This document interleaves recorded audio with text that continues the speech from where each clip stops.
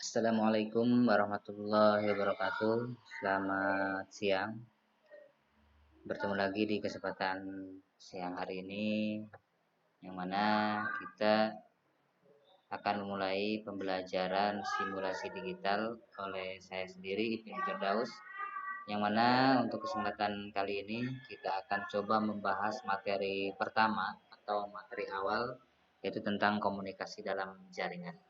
Baik, sebelum kita mulai pembelajaran kita di kesempatan siang hari ini, marilah kita sama-sama membacakan surat Al-Basmalah. Bismillah. Baik, langsung saja. Mohon perhatiannya untuk semuanya.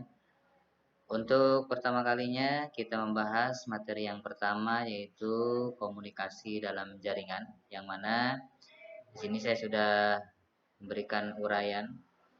Yang pertama, pengertian tentang komunikasi daring, fungsi dan jenisnya. Berbicara masalah komunikasi, tentunya itu adalah hal yang biasa, hal yang tentunya kalian lakukan dalam kehidupan sehari-hari. Karena kalau berbicara masalah komunikasi, kehidupan sehari-hari kita tidak lepas daripada yang namanya komunikasi. Seperti halnya pengertian berikut ini adalah komunikasi adalah pengiriman dan penerimaan pesan atau berita antara dua orang atau lebih sehingga pesan yang dimaksud dapat dipahami. Jadi yang namanya komunikasi itu adalah pengiriman pesan atau penyampaian pesan dari satu orang ke orang lain. Itu yang dinamakan dengan komunikasi.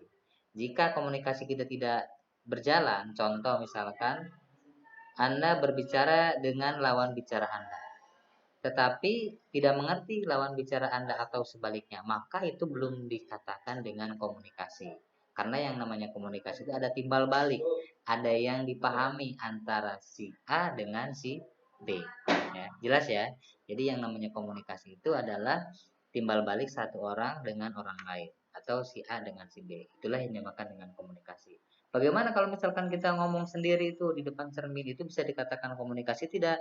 Tidak, itu bukan uh, bentuk komunikasi. Mungkin itu Anda latihan atau adik-adik latihan berbicara, mau pidato misalkan, mau ceramah gitu kan. Karena syarat komunikasi itu harus ada dua orang atau lebih. Kalau sendiri belum dikatakan dengan komunikasi.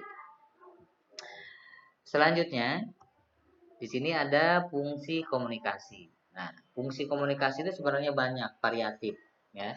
Tanpa kita sadari pun manfaat komunikasi ternyata banyak dalam kehidupan sehari-hari. Salah satunya adalah fungsi daripada komunikasi sebagai sarana informasi. Jelas, komunikasi membantu proses penyampaian informasi yang diperlukan individu dan atau kelompok untuk mengambil keputusan dengan meneruskan data dan menilai pilihan-pilihan alternatif. Jadi yang namanya informasi, fungsi komunikasi salah satunya adalah sebagai informasi. Jelas ya, informasinya bisa kita dapat dari mana saja, bisa dari televisi, bisa dari media online ya, bisa dari internet, bisa juga dari teman kita.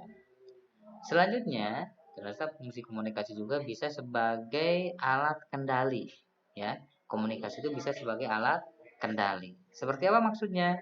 Misalkan kita punya komunitas nih ya.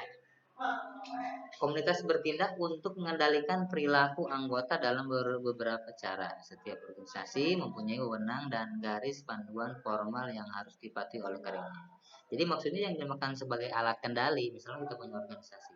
Maka di organisasi itu biasanya ada peraturan-peraturan tertentu, ya.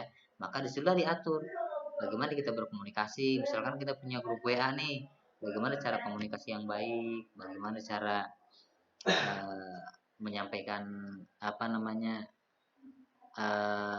yang kita sampaikan. Jadi tidak asal menyampaikan. Jadi ada kontrol di situ.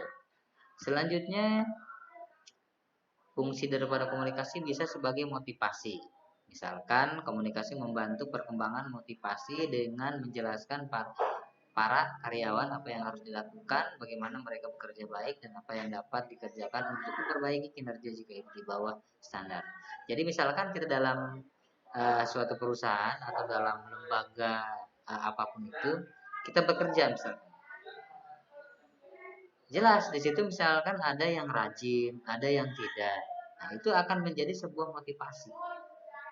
Misalkan yang tadinya nggak rajin, dimotivasi oleh rekannya karena kerjanya bagus, oleh pimpinnya diberikan apresiasi, misalkan apa namanya reward, sehingga kerjanya menjadi semangat dan lain sebagainya. Juga komunikasi fungsinya bisa sebagai pengungkap emosional. Biasanya kita bisa menceritakan tuh ke teman kita, ke kerabat, atau ke orang tua, atau ke orang yang dianggap kita percaya, kita cerita. Ya, baik itu yang kita ceritakan misalkan buruk, baik, jadi itu mengungkapkan emosional kita, ya.